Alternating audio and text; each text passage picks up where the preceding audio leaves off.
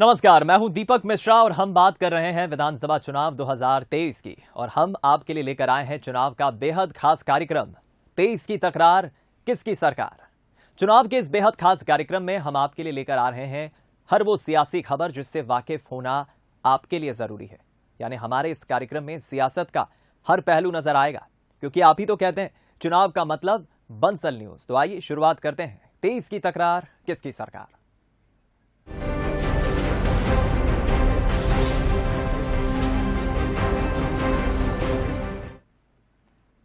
सबसे पहले बात इलेक्शन टुडे की, जिसमें हम आपको उस खबर से रूबरू कराते हैं जो सियासी गलियारों में चर्चाओं में रही और चुनाव में असर डालेगी।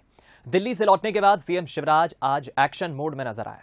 दरअसल मंगलवार को दिल्ली में बीजेपी की राष्ट्रीय कार्य समिति की बैठक हुई और इस बैठक से लौटते ही सीएम चुनाव की तैयारियों में जुट गए हैं। सीएम शिवराज ने सभी मंत्रियों की मीटिंग ली, जिसमें 5 फरवरी से शुरू हो रही विकास यात्रा को लेकर चर्चा की गई। हालांकि इस विकास यात्रा पर अब सियासत भी शुरू हो गई है। कांग्रेस ने बीजेपी पर तंज कसा है, देखिए। सीएम ने दिया मंत्रियों को मंत्र, विकास यात्रा से जीतेंगे जंग, प्रदेश में चढ़ने लगा चुनावी रंग, कांग्रेस ने बीजेपी पर कसा तंज। यह अंदाजा पहले ही लग गया था कि दिल्ली में राष्ट्रीय कार्यकारिणी की बैठक के बाद एमपी में बीजेपी चुनावी गतिविधियों को और तेज कर सकती है। अब कुछ ऐसा ही दिख रहा है। दिल्ली से लौटे सीएम शिवराज ने मीटिंग कर मंत्रियों को न सिर्फ मंत्र दिया, बल्कि 5 फरवरी से शुरू हो रही विकास यात्रा को लेकर निर्देश भी दिए। यात्रा के दौरान मंत्रियों को जिलों में नहीं बल्कि ब्लॉक स्तर पर रुकने को कहा गया है। इस यात्रा में समाज के सभी वर्गों को जोड़ा जाएगा। हितग्राहियों को हितलाभ मिला या नहीं, ये भी नेताओं को देखना होगा। यानी कुल मिलाकर दिल्ली से मिले संदेश पर बीजेपी आगे बढ़ रही है। इस यात्रा में जो अभी तक हितग्राही पत्र बांटे गए थे, अब हित लाभ दिया जाएगा। समाज के सभी वर्गों को यात्रा में संवाद होगा। जो नए काम स्वीकृत हुए हैं उनका शिलान्यास होगा, जो कार्य पूर्ण हुए हैं उनका उद्घाटन इस यात्रा के अंदर होगा। बीजेपी विकास यात्रा को लेकर उत्साहित दिख रही है। वहीं कांग्रेस की नजर भी बीजेपी की हर गतिविधि पर है। कांग्रेस बीजेपी की विकास यात्रा पर सवाल तो उठा रही है, साथ ही दावा भी कर रही है कि जनता को कांग्रेस पर भरोसा है। बहुत देर हो चुकी है, अब क्या होता है जब चिड़िया चुग गई खेत। इनको एहसास होने लग गया है कि मध्य प्रदेश की जनता का मन मानस अब क्या हो रहा है। इनके जो सर्वे रिपोर्ट हैं, इनका इंटेलिजेंस है, उसको समझ में आ रहा है, स्पष्ट समझ में आ रहा है कि जनता अब इनसे खुश नहीं है। क्योंकि घोषणाएं इतनी कर दी इन्होंने पिछले 15 सालों में कि लगातार घोषणाएं, रोज आप देखेंगे अखबारों में 1-2 घोषणाएं मिलती हैं इनकी, लेकिन उसका पालन नहीं हो पा रहा है, केवल कागजों तक सीमित रह गई। बीजेपी की विकास यात्रा चुनावी लिहाज से काफी अहम है, क्योंकि यात्रा से पहले 24 जनवरी को बीजेपी की प्रदेश कार्यकारिणी की बैठक भी होगी। इतना ही नहीं, पहले विकास यात्रा 1 फरवरी से शुरू होनी थी, लेकिन इनकी तारीख बढ़ाते हुए 5 फरवरी कर दिया गया, क्योंकि इस दिन रविदास जयंती है। यानी बीजेपी इस यात्रा के बहाने एससी वर्ग को भी साथ रही है। हालांकि 25 फरवरी तक चलने वाली विकास यात्रा बीजेपी की जीत की यात्रा को कितना आसान बनाएगी और कांग्रेस के लिए कितना चुनौती, ये देखना दिलचस्प होगा। Bureau report, Bansal news. Madhya Pradesh में सत्ता की वापसी की राह ताक रही कांग्रेस आधी आबादी के जरिए अपनी वैतरणी पार लगाने की तैयारी में है। पार्टी खुशहाली मिशन के बहाने महिलाओं के लिए अलग से वचन पत्र लाने जा रही है। हालांकि बीजेपी उसे आईना दिखा रही है। आधी आबादी को साधने का प्लान, महिलाओं के लिए अलग से वचन पत्र होगा जारी। कांग्रेस की फिर सत्ता में वापसी की कवायद। आधी आबादी यानी महिलाएं सियासत की वो ताकत है जो किसी को भी सत्ता के शिखर पर बैठा सकती है। लिहाजा कांग्रेस ने महिला मतदाताओं को लेकर एक अलग रणनीति बनाई है। कांग्रेस कुछ ऐसा करने की कोशिश में है जिसका सीधा लाभ 2023 में मिल सके। कांग्रेस इसे मिशन खुशहाली का नाम भी देने की तैयारी में है। हालांकि पार्टी अपने नए मिशन का खुलासा करने के लिए सही मौके की तलाश में है। निश्चित तौर पर देश की 50% आबादी हमारी बहनों की है और शाब्दिक तौर पर हर लोग उनके अधिकारों को देने के लिए चिंतित होते हैं, बट धरातल पर कुछ नहीं होता है। हमारे नेता माननीय कमलनाथ जी ने विशेष तौर पर आदेश देकर अपने वचन पत्र में हमारी बहनों के लिए एक नया बिंदु लाए हैं। उसे मैं सार्वजनिक तौर पर तो भी ओपन नहीं कर पाऊंगा जब तक वचन पत्र ना आए, मगर वो चौंकाने वाला होगा। बीते कुछ सालों में जहां भी चुनाव हुए उसमें बीजेपी को सत्ता तक पहुंचाने में महिलाओं का बड़ा योगदान रहा और अब कांग्रेस भी इसी पर ध्यान दे रही है, तो बीजेपी निशाना साधने में पीछे नहीं है। कांग्रेस भूल गई कि भारतीय जनता पार्टी पहले 2 बार अपने जनसंकल्प पत्र महिलाओं के लिए अलग से ला चुकी है। हमने तो संगठन में भी 33% आरक्षण और 50% सरकार के माध्यम से स्थानीय निकायों में आरक्षण महिलाओं को दिया है। नौकरियों में भी 50% आरक्षण स्वास्थ्य और शिक्षा क्षेत्र में हमने दिया, 33% का बाकी अन्य विभागों में आरक्षण देने का काम नौकरियों की दृष्टि से किया। कांग्रेस ने क्या दिया 70 सालों में, केवल सवाल ठगने के, धोखा देने के। दरअसल हाल ही में महिला मतदाताओं की संख्या में 2.76% की वृद्धि हुई है, जो पुरुष मतदाता 2.31 से ज्यादा है। जाहिर है 2023 के चुनाव में जिसने महिला मतदाताओं को साधा उसको सीधा फायदा मिलेगा। यही कारण है कि दोनों पार्टियां अपने अपने स्तर पर इस वर्ग के लिए कुछ नया करना चाहेंगी। मनोज सैनी, बंसल न्यूज, भोपाल। चलिए अब बारी है हमारे खास सेगमेंट बूथ बाजा की। बूथ बाजा में हम आपको लिए चलते हैं नरसिंहपुर की गाडरवाड़ा विधानसभा। आध्यात्मिक गुरु ओशो के नाम से ये सीट पहचानी जाती है और साथ ही जानी जाती है यहाँ के साल दर साल बदलते समीकरणों के कारण। 2023 में इस सीट पर राजनीति का गुरु कौन होगा, चलिए जानते हैं। विधानसभा 2023 की जैसे जैसे तारीखें नजदीक आ रही हैं, दोनों ही पार्टी अपने वादे और दावों को लेकर जनता के बीच जा रही है। आइए जानते हैं इस विधानसभा का समीकरण। गाडरवाड़ा विधानसभा नरसिंहपुर जिले की चर्चित विधानसभा सीट। इस सीट की पहचान ओशो से होती है। यहीं ओशो का बचपन बीता। फिल्म अभिनेता आशुतोष राणा की जन्मस्थली और अब एनटीपीसी प्लांट ने इसे नई पहचान दे दी है।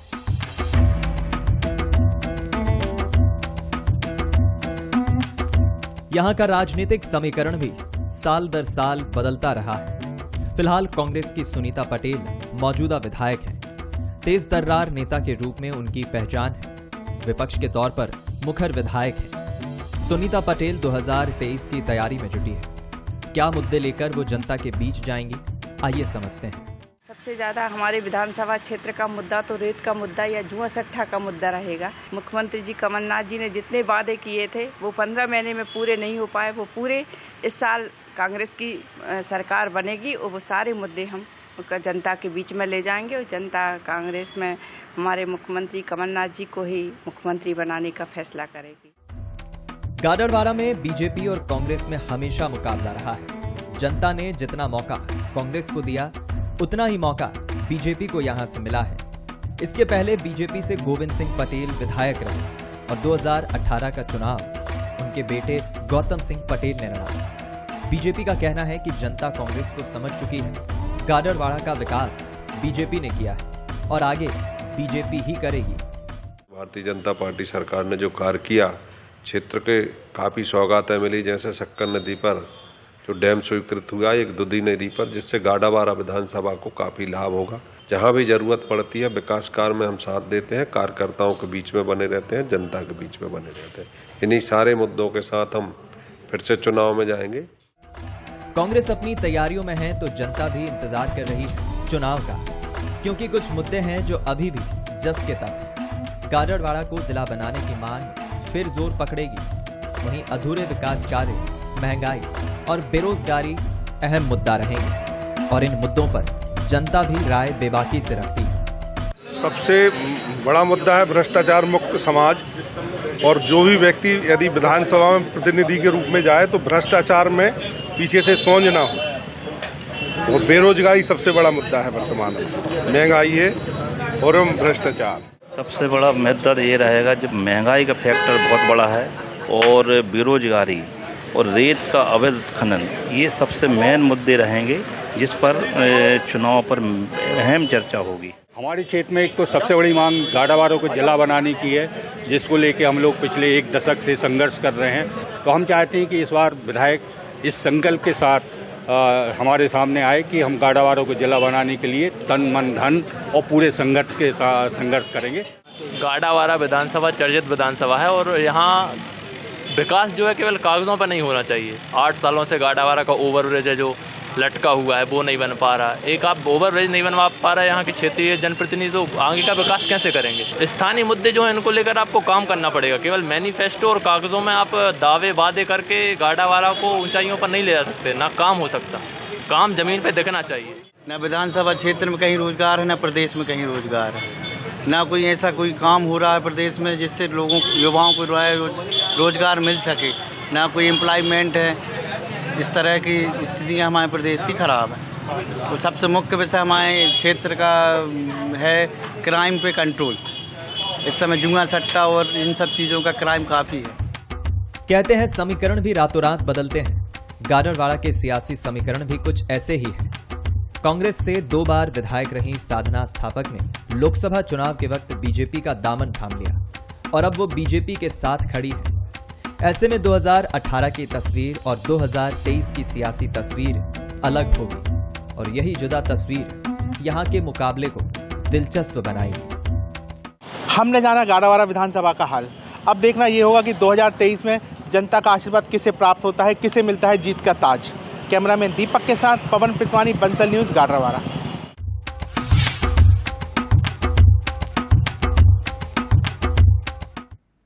और चलिए अब इस सीट का सियासी इतिहास भी समझ लेते हैं। नरसिंहपुर जिले की अहम विधानसभा सीट है गाडरवाड़ा। यहां से फिलहाल कांग्रेस की सुनीता पटेल मौजूदा विधायक हैं। 2018 में बीजेपी के गौतम पटेल को सुनीता पटेल ने हराया था और जीत हासिल की थी।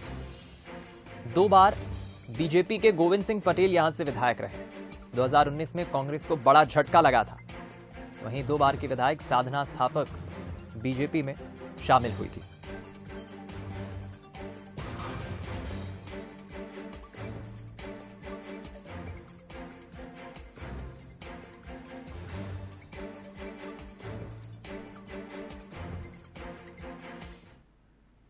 अब बारी है बोले तो नेताजी की। आज मुलाकात करिए बीजेपी नेता महेंद्र सोलंकी से, जो देवास से सांसद हैं और प्रदेश प्रवक्ता की भी जिम्मेदारी संभाल रहे हैं। महेंद्र सोलंकी का दावा है कि प्रदेश में बीजेपी 170 से ज्यादा सीटों पर काबिज होकर सत्ता में वापसी करेगी। क्षेत्र के विकास को लेकर उनका क्या कहना है, आइए जानते हैं। बीजेपी के प्रवक्ता और देवास के सांसद महेंद्र सोलंकी जी हमारे साथ हैं। क्या मानते हैं सांसद जी आप, 23 का चुनाव जो है उसका बिगुल भी अब बज गया है कहीं ना कहीं, क्या लगता है आप? भारतीय जनता पार्टी चुनाव के लिए हमेशा तैयार रहती है। भारतीय जनता पार्टी को चुनाव की अतिरिक्त तैयारी करने की कोई आवश्यकता नहीं है। हम पूरी तरह से तैयार हैं। भारतीय जनता पार्टी या मजबूती के साथ खड़ी है। हम 170 सीट से भी अधिक सीटों को लाकर मध्य प्रदेश में फिर से सरकार में आएंगे। विकास को लेकर दावा है जीत का या अन्य किसी मुद्दे पर को लेकर दावा? प्रदेश में और देश में विकास कैसा होना चाहिए ये भारतीय जनता पार्टी ने बताया है। हम विकास कार्यों पर भी बात कर रहे हैं, हम सांस्कृतिक राष्ट्रवाद पे भी बात कर रहे हैं, हम सनातन धर्म की रक्षा पे भी बात कर रहे हैं और हम उन सभी बिंदुओं पे बात करते हैं जो देश को नुकसान पहुंचाने वाली ताकतें इस देश को तोड़ने के लिए, इस देश को नुकसान पहुंचाने के लिए करती है। उनके विरुद्ध भारतीय जनता पार्टी खड़ा होता है। उन सभी बातों को का सामंजस्य करके हम लोग चुनाव मैदान में उतरेंगे। निश्चित रूप से मध्य प्रदेश का विकास भी इन पिछले 17 सालों में जो शिवराज सिंह जी के नेतृत्व में हुआ है वो अद्भुत है, विलक्षण है। हम विकास को भी मुद्दा बनाएंगे और अन्य बातों को भी मुद्दा बनाएंगे। अगर 8 सीटों की बात करें जो आपके संसदीय क्षेत्र में आती, उनमें से 8 में से कितनी? मेरे लोकसभा क्षेत्र में 8 विधानसभाएं हैं। 8 विधानसभा में यदि आप बारीकी से आकलन करेंगे तो केंद्र सरकार की निधि से और राज्य सरकार की निधि से करोड़ों रुपये के कार्य हुए हैं। लगभग 250 से ज़्यादा सड़कें मध्य प्रदेश की सरकार ने और केंद्र की सरकार ने मिलकर मेरे लोकसभा क्षेत्र में बनाई हैं। जितनी योजनाएं नरेंद्र मोदी जी की सरकार ने चलाई हैं उन सभी महत्वपूर्ण योजनाओं का लाभ लाखों की संख्या में मेरे लोकसभा क्षेत्र में प्राप्त हुआ है। साथ ही शिवराज सिंह जी चौहान साहब ने मेरे लोकसभा क्षेत्र की सभी विधानसभा क्षेत्रों में विकास का भरसक प्रयास किया, विकास किया और उनके द्वारा चलाई जाने वाली प्रत्येक योजनाओं का लाभ भी मेरे लोकसभा क्षेत्र के अनेक लोगों को मिला है। अमिताभ शुक्ला, बंसल न्यूज, देवास। और अब बारी है चुनावी जायका लेने की। कटनी के मुड़वारा से चाय की चुस्की और चाट का लुत्फ लेते लोगों से हमने जाना कि चुनाव में किसको मिलेगा जीत का जायका। इस समय हम मौजूद हैं मुड़वारा विधानसभा के गर्ग चौराहा में। आप देख सकते हैं कि यहाँ लोग चाय की चुस्कियाँ भी ले रहे हैं और दूसरी तरफ चाट का जायका भी। आप कैसा प्रत्याशी चाहिए और कटनी मुड़वारा विधानसभा में क्या मुद्दे हैं? जी, मेरा कहना ये है, जहाँ तक कि मैं देख रही हूँ लगातार समाज सेवा के क्षेत्र में मेरे द्वारा कार्य किया जा रहा है और मेरे टीम के द्वारा भी कार्य किया जा रहा है। जहाँ तक देखा जा सकता है कि जो भी जनप्रतिनिधि रहते हैं वो वादे तो बहुत करते हैं पर उन पे कायम नहीं होते। बहुत से ऐसे मुद्दे हैं जहाँ तक कि हम लोगों के द्वारा भी बहुत बार अवगत कराया गया है, परंतु अभी तक केवल और केवल आश्वासन ही मिला है। तो हम चाहते हैं हमारा जनप्रतिनिधि ऐसा हो कि जो केवल आश्वासन ना दे, उस काम को करके दिखाए। अगर आपने वादे करे हैं, चुनावी टाइम पे आप वादे करते हैं पर वो वादे पूरे हो नहीं पाते हैं। 2023 में प्रत्याशी ये चाहेंगे कि हमारी कटनी जिला जो है नाम भर है, ये तहसील के रूप दिखता है, उसको जो जिला बनाएगा उसको हम वोट देंगे। छोटे छोटे रोडों में गड्ढे हैं, छोटी छोटी कमियां हैं जो नज़रअंदाज हो रही हैं, उसकी कोई देख रेख करने के लिए कोई व्यक्ति विशेष होना चाहिए।